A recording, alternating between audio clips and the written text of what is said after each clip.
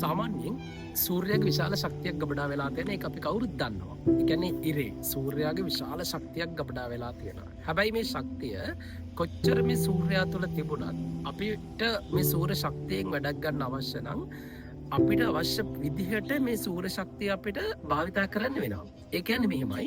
දැන් අපි හිතමුකෝ අපිට ගිනි ගොඩක් ගහ ගන්න ඕනේ. ඉරවෙලියෙන් කොළ කෑල්ලක් පුච්ච ගන්න ඕනේ කියලා.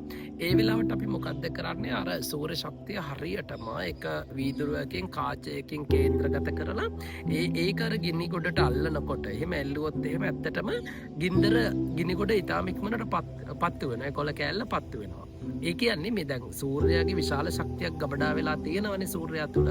ඔය ශක්තිය කොච්චර ගබඩා වෙලා තිබුණත් අපි ඒක හරියට භාවිතා මතු කරලා අරගෙන භාවිතා කරොත් තමයි අපිට පුළුවන් වෙන්නේ සූර්යයාගෙන් විශාල සූර්යයාගේ තියෙන විශාල ශක්තියෙන් අපිට පුළුවන් වෙන්නේ අපිට අවශ්‍ය කරන වැඩ කරගන්න. ඉතින් ඔන්න ඔය කාරණාව දිහා පොඩ්ඩක් කල්පනා කරලා බලනකොට හිතන්නකෝ දැන් මේ සූර්ය ශක්තිය කියලා කියන්නේ අපේ මනස කියලා. අපේ මනස නම් එතකොට මේ අපේ මනස තුල ඇත්තටම විශාල ශක්තියක් ගබඩා වෙලා තියෙනවා.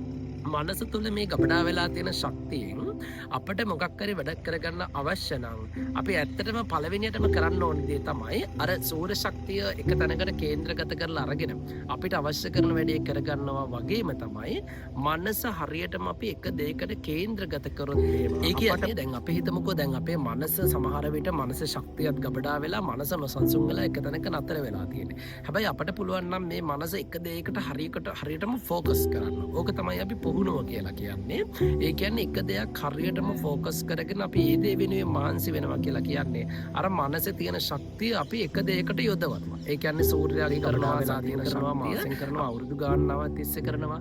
කොහොම හරි මනස හරියට අපි එක දෙයකට අර විදිහට කේන්ද්‍රගත කරලා ෆෝකස් කරොත් එහෙම මොකක් හරි දෙයකට මේ මනස අභ්‍යන්තරේ ගබඩා වෙලා තියෙන ශක්ති ගණනාවක්, ශක්ති ජාලයක්. එතකොට හරියටම ෆෝකස් කරොත් මොකක් හරි දෙයකට අපිට ඇත්තටම අපි බලාපොරොත්තු වෙන රිසල්ට් එක ලබා ගන්න පුළුවන්. දැනට අපිට ඒ විදිහට රිසල්ට් එකක් හම්බ වෙන්නේ නැත්නම් ඒකේ ප්‍රධානම හේතුව තමයි හරියටම අරක ෆෝකස් වෙලා නැහැ. ඒ කියන්නේ මනස තුල තියෙන ශක්තිය, මනස තුල තියෙන ශක්තිය අපි අර දෙයට හරියටම කේන්ද්‍රගත කරලා නැති නිසා තමයි අපි බලාපොරොත්තු වෙන රිසල්ට් එක ලැබෙන්නේ නැත්තේ. එහෙමනම් හරියටම මනසෙන් අපි වැඩක් ගන්න නම් අපි කරන්න ඕනේ ප්‍රධානම දේ තමයි අපි බලාපොරොත්තු වෙන ඉලක්කය වෙනුවෙන් හරියටම මේ මනස පුරුදු කරන එක, පුහුණු කරන එක. එතකොට අර සූර්ය ශක්තිය එක තැනකට කේන්ද්‍රගත කරලා ගිනි ගොඩක් ගහ ගන්නවා වගේ අපි බලාපොරොත්තු වෙන විදිහට මනස එක තැනකට ෆෝකස් කරලා අපි බලාපොරොත්තු වෙන රිසල්ට් එකකට අපිට යන්න පුළුවන්කම ලැබෙනවා.